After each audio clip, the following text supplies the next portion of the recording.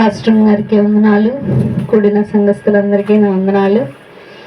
మరి దేవుడు చేసిన మేళ్ళలు చెప్పాలంటే నా జీవితంలో ఎన్నో ఉన్నాయి. నా చిన్నప్పటి నుంచి చూస్తే, చిన్నప్పుడు మా అమ్మ పొద్దున్నే ఆదివారం 6ంటికి లేపేది. కరెక్ట్గా లేపి సండే స్కూల్కి వెళ్ళాలి, పదండి పదండి పదండి అనేది. మమ్మల్ని సండే స్కూల్కి పంపించేంత వరకు మా అమ్మ కనీసం ఒక్క పని కూడా చేసుకోదు. మమ్మల్ని పంపించాకే ఏ పని అయినా స్టార్ట్ చేసేది. ఏమైనా అంట్లుగా వల్ల ముందు మమ్మల్ని పంపిద్ది. మా ఇద్దరిని లేపి రెడీ చేసి ముందు సండే స్కూల్కి పంపించాక మొత్తం పని మా అమ్మాయి చేసుకుంటుంది, మేమేమీ చేయం. ఇంటికి రాగానే అన్నం రెడీ అయిపోయింది, తింటాం, మళ్ళీ చర్చికి వెళ్దాం. ఈ సండే స్కూల్కి వెళ్ళేటప్పుడు చిన్నదాన్ని కాబట్టి నేను కొంచెం దోళ్ళ పనులు ఇవన్నీ ఎక్కువ ఉండేవి బాగా. అయితే ఇక్కడ నుంచి డ్యాన్స్ చేయాలి ఇద్దరు, అంటే యాక్షన్ సాంగ్స్. ఇక్కడ నుంచి యాక్షన్ సాంగ్స్ చేస్తే ఎదురు పిల్లలు చూసి చేస్తారు. ఇక్కడికి ఎప్పుడు మా అక్కే వచ్చేది. అక్కడికి నేను రావాలని ఆ టీచర్ని అడిగేదాన్ని. నేను వచ్చి చేస్తా అంటే చిన్నదానిలో ఉండాను. అవి ఎన్నైనా అసలు పట్టించుకునేదాన్ని కాదు. ఈ పిల్ల అక్కడి నుంచి చేస్తా ఉంటే కోపం వచ్చేది. నేను చేయాలి అంటే నన్ను రానిరు, మీకు డ్యాన్స్ రాదు, సరిగ్గా యాక్షన్ సాంగ్స్ రావు, అక్కడ ఉండే చెయ్యాలి. అలా చేస్తా ఉన్నప్పుడు నాకున్న ఒక దేవుడిచ్చిన గొప్ప వరం ఏంటంటే, ఎవరైనా ఒక మంచి మాట చెప్పినా లేదా కథలు చెప్పినా అవి ఎప్పటికీ గుర్తుండిపోతాయి. అంటే నేను అంత ధ్యాస పెట్టి ఇంట్రెస్ట్ పెట్టి వింటాను. అవి ఎక్కడ చెప్పినా కూడా కథల్ని బాగా ఇంట్రెస్ట్గా వింటాను. అసలు ఇంట్రెస్ట్ అనేది లాస్ అవ్వదు అనమాట. ఎక్కడ కూడా అంత ఆసక్తిగా వింటాను. సండే స్కూల్కి అన్న వచ్చేవాడు, పాటలు చెప్తా ఉంటే, పాటలు కానీ సాంగ్స్ ఏమైనా కథలు చెప్తా ఉంటే బాగా గుర్తుపెట్టుకునేదాన్ని. ఇంటికి వచ్చాక మా అమ్మకి చెప్పడం కానీ, ఏమైనా అర్థం కాకపోతే అక్కను అడగడం కానీ, ఇలా చేస్తూ బాగా కథల్ని గుర్తుపెట్టుకునేదాన్ని. కొన్ని కథలేమో తప్పుగా చెప్పినటువంటివి ఉన్నాయి, అంటే తెలిసి తెలియక. కొన్ని కరెక్ట్గా చెప్పినటువంటివి ఉన్నాయి. కానీ చిన్నప్పటి నుంచి చెప్పినదైతే మైండ్లో అలాగా గుర్తుండిపోయేది. అది తప్పైనా ఒప్పైనా చిన్నపిల్లల మనస్తత్వం అలాగే ఉండిద్ది. అందుకని చిన్నపిల్లలకి చెప్పేది జాగ్రత్తగా చెప్పాలి అంటారు. ఇట్లా నా జీవితం ఇలా సాగుతా ఉంది. స్కూల్కి వెళ్ళడం, మళ్ళీ రావడం, ఇంకా తర్వాత ఇంటర్మీడియట్ అయిపోవడం, ఇంకా డిగ్రీకి కౌన్సిలింగ్ లో సీట్ రాలేదు. ఎన్నో కౌన్సిలింగ్ పెట్టాను, ఫార్మసీ అని, అదని ఇదని ఏది పెట్టినా కూడా ఒక్క సీట్ వచ్చేది కాదు. అది నాకే అనుమానం వచ్చేది, ఏంటి నాలో ఏం లోపం ఉంది, ఎందుకు నేను చెప్పలేకపోతున్నాను, ఎందుకు నాకు సీట్ రావట్లేదు నా తోటి వారిలాగా. అందరూ ఇప్పుడు నేను ఇంకా చదువుతున్నాను కానీ నా స్నేహితులందరూ జాబ్ చేస్తున్నారు ఈ టైంకి. నాది ఇంకా స్టడీ కూడా అవ్వలే. ఇంకా అసలు ఎందుకు అందరు జాయిన్ అయిపోయారు, నాలో ఏం లోపం ఉంది. అయిపోయింది. ఆఖరిగా ఒకే ఒక్క ఛాన్స్ నా జీవితంలో మిగిలింది. ఒక్క కౌన్సిలింగ్, బిఎస్సి నర్సింగ్ 3rd కౌన్సిలింగ్కి ఇంట్లో వాళ్ళు పెట్టొద్దని చెప్పారు. అవసరం లేదన్నారు. ఇంకా సీట్ రాదు, బైబిల్ ట్రైనింగ్కి పంపిస్తాం, ఇంకా అయిపోయింది, ఇంకా రాదు, మాకు అర్థమైపోయిందని ఫిక్స్ అయిపోయారు అందరూ, సీట్ రాదని. లేదు, నేను పెట్టాల్సిందే అని చెప్పి 3rd కౌన్సిలింగ్కి వెళ్ళి మళ్ళీ కాలేజెస్ పెట్టి వచ్చి ఆ రోజు నేను ప్రార్థన చేశాను దేవునికి. ఏమనంటే, ఇన్ని నెలలు, ఇన్ని రోజులు నేను ప్రార్థన చేశాను, సీట్ రాని ప్రతిసారి ఏడవటమే సరిపోయింది. ఈసారి నువ్వు సీట్ రాకపోతే నేను ఏడవను.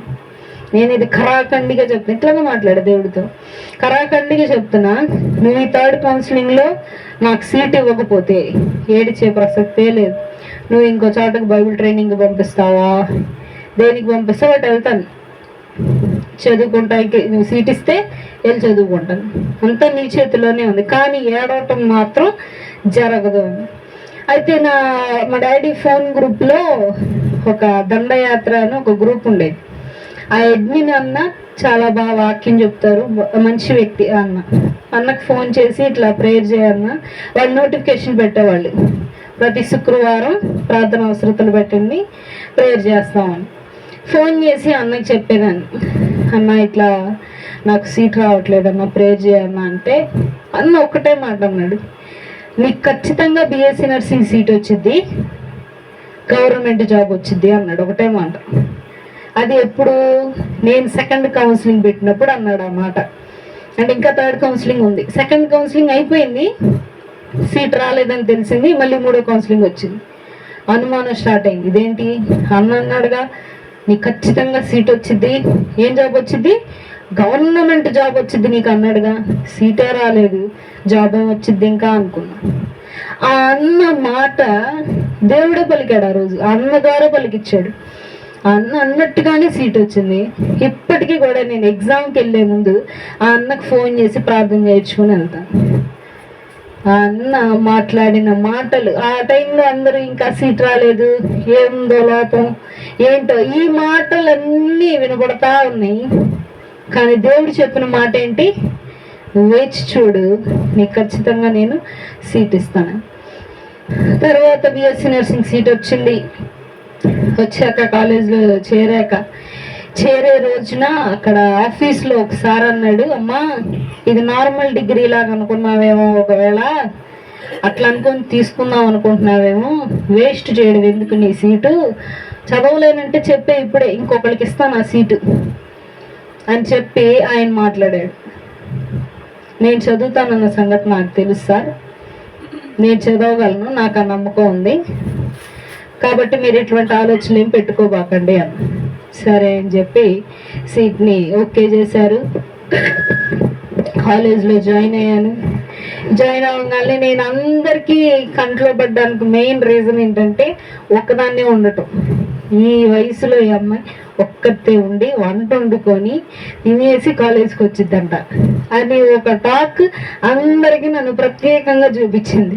రూమ్లో ఉండదు, ఒక్కటే ఉంటుంది ఇంట్లో, అమ్మ నాన్న వేరే చోట ఉంటారు, ఈ వయసులో ఉండటం ఏంది అని. అప్పుడు నా వయసు 18 ఏళ్ళు, ఈ వయసులో ఉండడం ఏంది ఇలాగా అని వాళ్ళు ఆశ్చర్యంగా చూసేవాళ్ళు. మా సార్ కానీ అందరూ అభిమానించేవాళ్ళు. ఇలా జరుగుతూ ఉన్నప్పుడు ఫస్ట్ ఇయర్లో ఉంటే మేడం అంది, అప్పుడు ఎగ్జామ్స్ ఏం తెలుసు సరిగ్గా, ఫస్ట్ ఇయర్ ఏం తెలియదు, ఎట్లా రాయాలో తెలియదు, ప్యాటర్న్ ఎలా ఉంటుందో మనకు తెలియదు. బీఎస్సీ నర్సింగ్ అంటే ఎగ్జామ్ ఏదో పెట్టింది, ఏదో రాసా, మార్కులు సరిగ్గా రాకపోయేసరికి అందరి ముందు తిట్టింది లేచి, గుంటూరు వచ్చి వేస్ట్, మీ అమ్మ నాన్న ఏం పని పాట లేక నిన్ను పంపించారేమో, డబ్బులు వేస్ట్ చేస్తున్నారు మీ అమ్మోళ్ళు నీకు పెట్టి, నువ్వు ఇంట్లోనే ఉండొచ్చు కదా, ఏడదాకా వచ్చి ఇంత చేసి వేస్ట్ కదా. కానీ నా జీవితంలో జరిగిన సంఘటన నాకు తెలుసా, ఎంత కష్టపడితే నాకు సీట్ వచ్చింది, ఎన్ని బాధల నుంచి నేను దాటుకొని ఆ కాలేజ్కి వచ్చానన్న సంగతి ఆ టీచర్కి తెలుసా, తెలియదు. ఒక్క మార్కులు సరిగ్గా రాలేదని చెప్పి నువ్వు రావడమే వేస్ట్ అంది. మనకేంటంటే నువ్వు చేయలేవు అని అంటే చేసి చూపించడం అలవాటు నాకు బాగా. ఎవరైనా నీకు రాదురా అంటే తర్వాత వాళ్ళు మొహం కప్పుకునేలా చేయడం నాకు అలవాటు. అంటే దేవుడు నా ద్వారా చేస్తాడు అవన్నీ. ఇంకా ఆ రోజు ఆ మాట అనగానే కోపం వచ్చింది. సరే నేను నిజంగానే ఎగ్జామ్ బాగా రాయలేదు, అది పక్కన పెట్టేది, నాకు తెలియదు ఎట్లా రాయాలో, అప్పుడు చెప్పేవాళ్ళు లేరు, ఎవరు చెప్తారు, అందరికి కొత్తే, ఎవరు చెప్పడానికి లేరు, ఎవరు చెప్పరు, తెలీదు. ఎవరికి తెలుసు మరి ఎట్లా రాయాలో చెప్పడం, దేవునికి తెలుసు. ప్రార్థన చేశాను, ఈమె ఈరోజు నన్ను ఆ మాట అనింది కాబట్టి నేను ఎలాగైనా ప్రూవ్ చేసుకోవాలి, నేనేమీ చదువులేని దాన్ని కాదు, నేనేం పని పాట లేక కాలేజీకి రాలేదు అని చెప్పి ప్రూవ్ చేసుకుందామని రాత్రింబగళ్ళు కూర్చొని ఆ ఒక పరీక్ష పెడుతుంటే రెడీగా చదివా. నైట్ నిద్రపట్టే ఆ మాటే గుర్తొచ్చేది, నీ అమ్మ నాన్న అనవసరంగా పంపారు నేను గుంటూరు, వాళ్ళు డబ్బులు నీ మీద పెట్టి వేస్ట్ తప్పించి ఏమీ లేదు, నువ్వేదో అనుకుంటున్నావు, ఎన్ని మాటలు. నేను పని పాటలోకి వచ్చాను గుంటూరు. అమ్మ నన్ను వదిలిపెట్టి ఉంటావు అంటే చిన్న విషయం. అంటే హాస్టల్లో ఉన్న వాళ్ళకే బాధ ఉంటుందా, మిగతా వాళ్ళకి ఉండదు, రూముల్లో ఉండే వాళ్ళకి. ఇదంతా ఆలోచిస్తాను, నిద్ర పెట్టేది కాదు. 4ంటికి 5ంటికి లేచి చదివి చదివి చదివి ఆ ఎగ్జామ్ పెట్టిన రోజున, ఆ మేడం పెట్టిన ఎగ్జామే 50 మందిలో ఫస్ట్ అయిపోయింది ఆ ఎగ్జామ్. నాది అంత స్పీడ్గా రాశాను. నన్ను ఎవరు బీట్ చేయకూడదని అంత స్పీడ్గా రాసి లేచి చూపిస్తే ఎంత మార్క్స్ అంటే 10కి పెడితే 10/10 వచ్చినాయి. అప్పటికప్పుడు పేపర్ చూసి అప్పుడు అయిపోయిందాన్ని మొత్తం చూసింది. పిల్ల నిజంగా రాసిందా, ఎగరగొట్టిందా, ఏమైనా అన్నీ చూసింది. నువ్వు సూపర్ తగ్గా, ఒకటే మాట. అంటే ఏ నోటితో అయితే నువ్వు పనికిరావు అందో అదే నోటితో ఉన్నాయి నువ్వు సూపర్ తగ్గితే, అసలు ఇంత రాస్తావని నేను ఎక్స్పెక్ట్ చేయలేదు. అప్పుడు అనిపించింది ఆనందం. ఇప్పుడు చెప్పండి, నేను అవసరంగా వచ్చానా గుంటూరుకి, పని పాట లేక వచ్చానా? సరే అని ఆ కార్యం అయిపోయింది. ఇప్పుడు మేడం దగ్గర దేవుడు నేనేంటని నిరూపించాడు. తర్వాత నా యొక్క క్లాస్మేట్స్ దగ్గర వాళ్ళందరికీ నేను తబిత అంటే వస్తుంది, కూర్చుంటుంది సైలెంట్. నేను ఎవరితో తొందరపడి మాట్లాడను. వాళ్ళు ఏంటంటే కేరళ వాళ్ళు, మణిపూర్ వాళ్ళు, ఇంగ్లీష్ ఏదన్నా నేను తప్పుగా పలికితే నవ్వుకుంటారు, పరువు పోయిద్దని తొందరపడి మాట్లాడేదని కాదు, ఏదో సైలెంట్గా ఉండేదని, చూసి నవ్వినా అన్నట్టు ఉండేదాన్ని. ఒకరోజు నా 2nd ఇయర్లో ఒక ప్రజెంటేషన్ చెప్పాలని చెప్పి ఈ మేడమే కొంతమందిని పిలిచింది, వాళ్ళు మాత్రమే చెప్పగలరు అని. అప్పటికప్పుడు నేను లెగిసి నేను చెప్తానని నా అంతకు నేను లేచి వచ్చా. అంటే నువ్వు చెప్తావా? చెప్తానని చెప్పిన తర్వాత సరేనని అంతా ప్రిపేర్ అయ్యి ప్రతి ఒక్కరు నాకంటే ముందు చెప్పేవాళ్ళు ఉంటారు కదా, వచ్చి లెసన్ వాళ్ళందరిలో ఉన్న లోపాలు ఎత్తికేదాన్ని. ఆ తప్పులన్నీ నా ద్వారా ప్లస్ చేసుకునేదాన్ని. ఏంటి ఆ తప్పు? ఓకే, చూసి చెప్తారు వాళ్ళు పేపర్, మనం చూడకుండా చెప్పాలి. వాళ్ళందరూ ఒకళ్ళనే చూసి చెప్తున్నారు, నేను అందరినీ చూడాలి. వాళ్ళందరూ నార్మల్గా చదువుకుంటూ వెళ్తున్నారు, నేను అర్థమయ్యేటట్టు చెప్పాలి. ఇలా రకరకాలుగా అన్నీ రాసుకునేదాన్ని. అన్నీ గమనించి ప్రేయర్ చేశాను. ఒకటే మాట, అయ్యా నాకు ఇంగ్లీష్ ఏమి రాదు, నీకు కూడా తెలుసు ఆ విషయం. వాళ్ళ ముందు నిలబడేంత సీన్ మనకు లేదు. వాళ్ళు ఎక్కడి నుంచి వచ్చేది, ఫ్లైట్లో నుంచి వస్తారు. వాళ్ళు మాట్లాడే ఇంగ్లీష్ ఎక్కడ, నేను మాట్లాడే ఇంగ్లీష్ ఎక్కడ. వాళ్ళతో నాకు పోటీ లేదు, కానీ నేను చెప్పాలని ఆశపడి ముందుకు వచ్చాను. కాబట్టి నువ్వు నా తోడుండి నువ్వే నన్ను ముందుకు నడిపించాలని ప్రేయర్ చేసుకున్నాను. ఆ రోజు 2 సార్లు అది స్కిప్ అయింది. ఈరోజు చెప్పాలనుకున్నాను, ఆ రోజు ఏదో ఒకటి వచ్చి ఆగిపోయింది. తర్వాత రోజు చెప్పాలనుకుంటే ఏదో ఒకటి వచ్చి ఆగిపోయింది. ఆ తర్వాత రోజు నా ప్రజెంటేషన్ చెప్పే టైం వచ్చింది. టీచర్ లాగా ఎక్స్ప్లెయిన్ చేయాలి అందరి ముందు వచ్చి. ఆ రోజు మేడం ఎవరు చెప్పేది ఇప్పుడు అనగానే నేను లేచాను. తప్పుతాను, సరే వెళ్ళాను. అందరూ ప్రజెంటేషన్ చెప్పడానికి వెళ్ళేటప్పుడు చేతిలో బుక్కు, పేపరు, పెన్ను ఏదో ఒకటి పెట్టుకుని వెళ్తారు చూసి కొంచెం ఎక్స్ప్లెయిన్ చేయడానికి. నేను మాత్రం ఏమీ లేదు, చేతిలో వెళ్ళిపోయా సైలెంట్గా. అందరు ఆశ్చర్యం, ఏం చెప్పిద్ది పిల్ల, ఏమి చేతిలో పట్టుకోకుండా వెళ్ళిపోతుంది, ఏంటి అని అందరిలో ఆసక్తి స్టార్ట్ అయింది. ఇప్పుడు చూసంటే ఇది చదివి ఇది ఎక్స్ప్లెయిన్ చేస్తున్నానని ఒక ఆన్సర్ ఉంటుంది మైండ్లో అందరికీ. ఇప్పుడు చేతిలో ఏం పట్టుకెళ్ళట్లా, అసలు ఏం చెప్పిద్ది, ఎలా చెప్పిద్ది, ఎంతవరకు గుర్తుపెట్టుకునిద్ది అని చెప్పి అందరూ ఆశ్చర్యంగా చూశారు. నేను ఏ పని చేస్తున్నా కూడా ఒక మాట ముందు నా ఫ్యామిలీకి అప్డేట్ ఇస్తూ ఉంటాను. అంటే వాళ్ళు మిస్టేక్లు బాగా చెప్తారు. అరే నా కూతురు కదా చెప్పకూడదేమో, అవి ఏముండవు, మిస్టేక్ ఉందంటే మొహం మీద చెప్తారు. ఇంకా అది మార్చుకోవాలి, ఇంకంతే. అలా ఏదైనా వాళ్ళకి చెప్పేదాన్ని, ఏదైనా తప్పు ఉంటే చెప్పండి అని. వాళ్ళు కూడా చూసి అంతా బాగానే ఉంది ఓకే అంటే ఇంక నేను స్టార్ట్ అయ్యేదాన్ని. ఆ రోజు ప్రజెంటేషన్ చెప్పిన తర్వాత అందరూ షాక్ అయ్యారు, మేడంతో సహా. మేడం అనింది, నీలో ఇంత టాలెంట్ ఉందని నేను ఎప్పుడు అనుకోలేదు. తబిత అంటే ఏముంది, వచ్చిద్ది, కూర్చుంటుంది, వెళ్తుంది, ఎవరితో మాట్లాడదు, సైలెంట్గా ఉంటుంది, ఇది మాత్రమే తెలుసు. కానీ ఈ రోజు నుంచి నీలో ఏంటి ప్రత్యేకత అంటే చాలా చెప్పచ్చు. ఆ ఆ రోజు దేవుడు అందరి ముందు నన్ను గొప్ప చేసి ఉన్నాడు. నేను ఏ రోజు కూడా గర్వపడింది లేదు. నా మనసులో ఆలోచనని నేను రానిలేదు. ఎవరైనా వచ్చి నా దగ్గరికి ఏదైనా చెప్పు పలానా అంటే చెప్పేదాన్ని, నాకు తెలిసినంత వాటికి నేను సహాయం చేసేదాన్ని. ఏ రోజు కూడా నేను గర్వపడలేదు ఆ విషయంలో. ఇప్పటికీ ఆ సెకండ్ ఇయర్లో నేను చేసింది ఈ ఫైనల్ ఇయర్ వరకు అది కొనసాగుతూనే వచ్చింది. ఇప్పటికీ దేవుడు క్లాస్లో కవిత అంటే ఒక పేరుని ఇచ్చి ఉన్నాడు. దానికి నేను ఎప్పుడూ ఒదిగే ఉంటాను. ఏ రోజు నేను గర్వపడింది లేదు. ఆలోచనలో వచ్చిన దేవుడు నన్ను అప్పటికప్పుడు అణచివేసి ఆ గర్వాన్ని తీసివేసేవాడు. ఇలా నా జీవితంలో ఎన్నో మేలులు దేవుడు చేస్తూ వచ్చాడు. ఎన్నో సూచక క్రియలు కానీ ప్రతిదీ.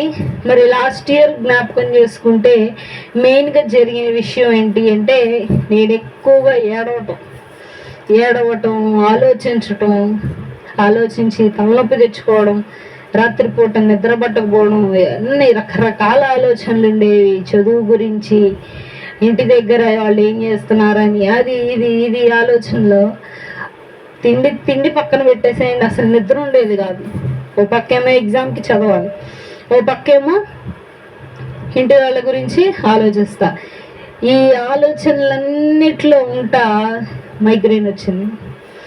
ఈ మైగ్రేన్ ఇప్పటికీ కూడా నన్ను తీసుకొస్తానే ఉంది. ఏదైనా ఒక్క ఆలోచన చాలు వచ్చిందంటే మైండ్లో, ఇక అది క్లియర్ అయ్యేంత వరకు ఆ తలనొప్పి తగ్గదు. టాబ్లెట్ వేసినా తగ్గదు, వేగిపోయినా తగ్గదు. ఇంకొన్నిసార్లు అయితే ఇంకా డాక్టర్ ప్రిస్క్రైబ్ చేసిన మెడిసిన్స్ తీసుకోకపోతే నిద్ర కూడా రాదు. ఇంకా అంటే అంత ఘోరంగా ఆలోచనల్లో నేను ఉండేదాన్ని ఆఖరి సంవత్సరం. దేవుడు అందుకే నేను ముందుగానే ఆఖరి సంవత్సరం ఏం జరుగుతుందని తెలిసే జనవరి 1న 2025 దేవుడు నాకు ఇచ్చిన గొప్ప వాగ్దానం ఏంటో తెలుసా అండి? నేను నీకు విశ్రాంతి కలుగజేతును. నీకు వస్తున్న ఆలోచనలకి నేను ఒక ఫుల్ స్టాప్ ఇస్తాను. నీకు వస్తున్నటువంటి సమస్యలకు నేను ఒక ఫుల్ స్టాప్ ఇవ్వబోతున్నాను. నీకు ప్రశాంతతను నేను ఇస్తాను అని చెప్పి దేవుడు ఒక గొప్ప వాగ్దానం నాకు ఇచ్చాడు. ఆ వాగ్దాన ప్రకారంగా నా జీవితంలో ఎన్నో సంతోషమైన విషయాలు జరిగినాయి. నా థర్డ్ ఇయర్ ఎగ్జామ్ అసలు నేను పాస్ అవుతానా లేదా, థర్డ్ ఇయర్ ఫెయిల్ అయితే కనుక ఫోర్త్ ఇయర్ ఎగ్జామ్ రాయటానికి లేదు. రకరకాల ఆలోచనలు వచ్చినాయి. చదివానా అంటే చదివాను, కానీ ఎగ్జామ్లో ఇంకో క్వశ్చన్స్ వచ్చాయి. ఏంటయ్యా ఇది అని ప్రార్థన చేసుకుంటా వస్తే దేవుడు నాకు మంచి మార్కులను ఇచ్చాడు. హాస్పిటల్లో మరి అందరూ గుర్తించడానికి, అందరూ కూడా అభిమానించడానికి నాకు దేవుడే ఎక్కువ సహాయం చేశాడని నేను నమ్ముతున్నాను. ఈ నా కొద్ది మాటలు దేవుడు దీవించి ఆశీర్వదించునుగాక.